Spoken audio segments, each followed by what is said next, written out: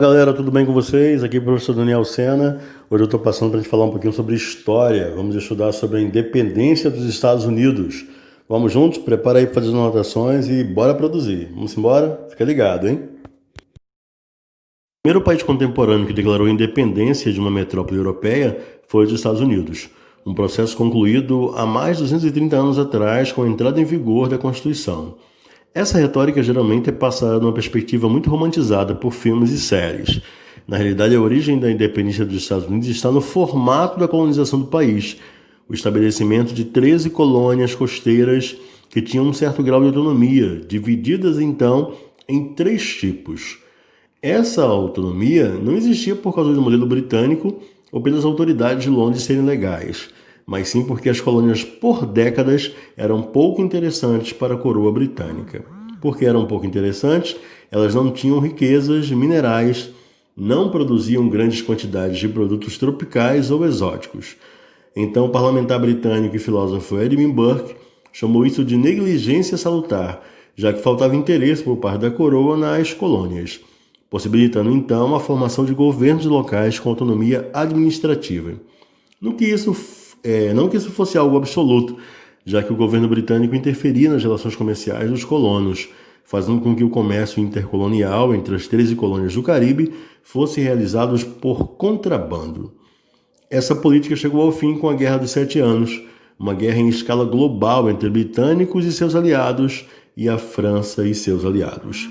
Na América, essa aliança ganhou a participação de tribos indígenas, daí o outro nome pelo qual essa guerra também é conhecida, Batalha de Quebec. Muitos combates e muitas mudanças territoriais ocorreram na América do Norte, e a vitória britânica somente foi possível com a emancipação militar das 13 colônias.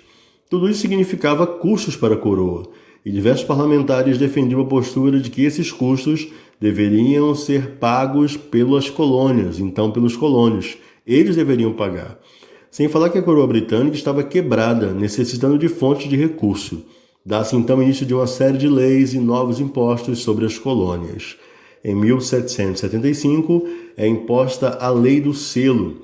Estabelecia que todos os documentos que circulassem na colônia americana deveriam ser em papel timbrado e com pagamento de taxas. Esse ano é tido como início do período revolucionário, já que os colônios articularam um congresso para protestar e responder à lei. Outro protesto colono nesse período, que se tornou bastante conhecido, foi a festa do chá de Boston. Em 16 de dezembro de 1773, colônios disfarçados de indígenas subiram em navios da Companhia Britânica das Índias Orientais e atiraram a carga de chá ao barco. Esse protesto é importante, pois o motivo do boicote dos colonos ao chá era contestar a autoridade do parlamento em taxar as colônias. Inicialmente, é importante destacar que o movimento dos colonos não queria independência, não era essa a intenção, mas sim o direito pleno à representação política. Os colonos argumentavam que o parlamento era formado integralmente por ingleses, então não tinham direito de taxar os colonos. Para que os impostos fossem legítimos, o parlamento teria que aceitar, então, a eleição de representantes dos colonos.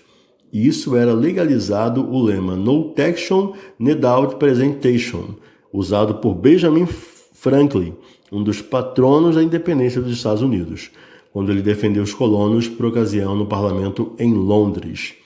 Em 1774, foi realizado então o primeiro Congresso Continental na Filadélfia, que decidiu por enviar uma petição ao rei expondo que os impostos eram injustos. É possível que, se o parlamento tivesse aceito a eleição de representantes colonos, os Estados Unidos até hoje fizesse parte do Império Britânico. É possível. Nos meses seguintes, o Congresso Continental passou a ser prática, o governo das colônias, a extensão passou a ser prática do governo das colônias. A extensão entre os colonos para a independência dos britânicos começaram a subir.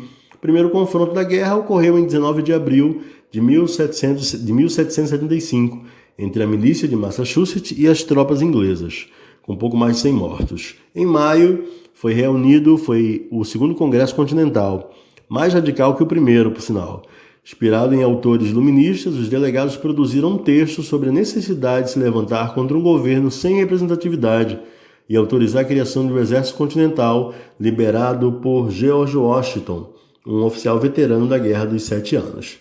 Cerca de um ano depois, em 1776, o Congresso volta pela Declaração de Independência e considera que a guerra tornou-se um caminho sem volta. A Guerra da Independência, então, a Guerra Revolucionária, durou mais de 6 anos no continente americano e 8 anos no geral, e foi dividida assim em 2 fases. A primeira fase foi focada no norte e marcada pela derrota dos continentais ao tentar invadir o Canadá e a tomada de Nova York pelos ingleses, que também empregavam muitos soldados alemães, alguns mercenários, outros de reinos súditos britânicos. A maior parte das tropas continentais desse período eram formadas por colonos que já tinham passado pelo exército e recebiam suprimentos da França. Os colonos conseguiram derrotar uma expedição britânica e tiveram uma importante vitória em outubro de 1777 e a guerra ficou num impasse. Isso abre espaço então para a segunda fase do conflito. Os franceses, que já apoiavam os colonos, decidiram intervir diretamente, assinando uma aliança com o Congresso Continental. O objetivo francês era, pela Guerra Revolucionária, dar o troco aos britânicos pela Guerra dos 7 Anos. A Espanha também assina uma aliança com os franceses e entra na guerra, que agora terá combate na Europa e na África. A segunda fase foi combatida especialmente no sul, com o apoio dos lealistas, os colonos que lutavam pela coroa. Ao contrário da visão romântica dos filmes, a Revolução dos Estados Unidos não foi um bando de colonos fazendo guerrilha contra um exército muito maior, mas que a guerra envolveu as 3 maiores potências do mundo na Europa. Inclusive, o general inglês Charles Cornwallis foi derrotado pelas tropas comunadas continentais e francesas e foi encurralado contra o mar, esperando uma evacuação pela Marinha Real. Estava realmente esperando um socorro, mas ficou numa situação muito complicada, aguardando ser liberto, ser ajudado pela Marinha Real. A Marinha Francesa, no entanto, derrotou os britânicos e as tropas franco-americanas cercaram o exército britânico, que se rendeu em outubro de 1781. A guerra só chegou ao final oficialmente em 3 de setembro de 1783. Os britânicos foram obrigados a reconhecer a independência dos Estados Unidos, perderam a Flórida e a Ilha de Menorca para a Espanha, e Tobago e Senegal para a França, que saiu da guerra completamente endividada. A Guerra da Independência dos Estados Unidos foi, em muitos aspectos, importante, uma guerra entre franceses e ingleses. Dezenas de uniformes e mosquetões usados pelos continentais foram oferecidos pela França, assim como virtualmente todos os canhões do exército, 90% de toda a pólvora usada por eles, os exércitos continentais, eram fornecidos pela França. Além disso, oficiais franceses serviram como consultores, treinando tropas locais. Ao final do conflito, os britânicos estavam em profunda crise política sobre o modelo colonial. Assim, dezenas de milhares de refugiados que fugiram para o Canadá, tanto os colonos lealistas quanto afro-americanos fugindo da escravidão. Já os Estados Unidos, após uma revolução que criou um novo país e um modelo inédito de Estado e de governo, agora tinham que se concentrar no processo de formação do país. Aí tinham dívidas, a Constituição demorou a entrar em vigor e a escravidão de pessoas foi mantida mesmo depois de milhares de afro-americanos lutando contra os britânicos. Continuaram os problemas de desigualdade e de disputas políticas.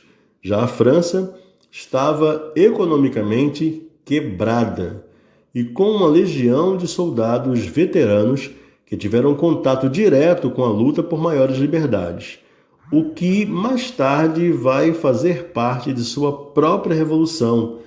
Os soldados franceses, então, se inspiraram nesses movimentos para dar início à Revolução Francesa.